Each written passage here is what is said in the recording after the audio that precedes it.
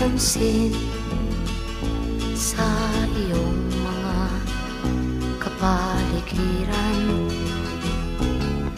Kay dumi na ng hangin, pati na ang mga ilog natin. Hindi nga masama ang pag-unlad at malayo-layo na rin ang ating narating. Ngunit masdan mo ang tubig sa dagat, dati kulay asul, ngayon'y naging itim. Ang mga duming ating ikinalat sa hangin, sa langit, huwag na nating paabutin. Upang kung tayo'y pumanaw man sa sariwang hangin, sa langit natin matitikman. Mayroon lang akong hinihiling, sa aking pagpanaw sana ay tag-ulan. Gitara ko ay aking dadalhin, upang sa ulap na lang tayo magkantahan.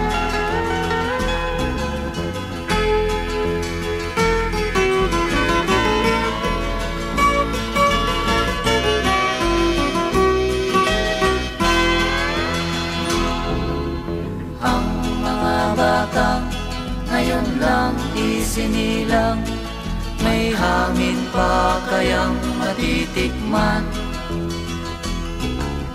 May mga puno pa kaya silang aakyatin? May mga ilog pa kayang lalamuyan?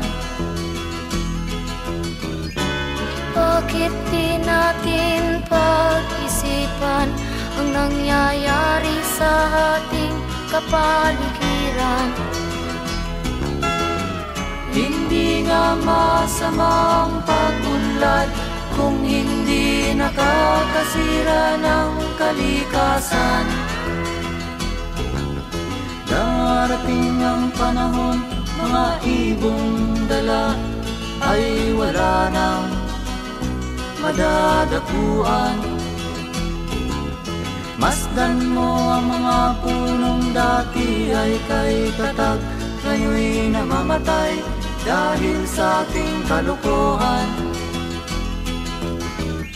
Lahat ng bagay na narito sa lupa, biyayang galing sa Diyos kahit nung ika'y wala pa. Ingatan natin at huwag nang sirain pa, pagkat pag kanyang linawi tayo'y mawawala na.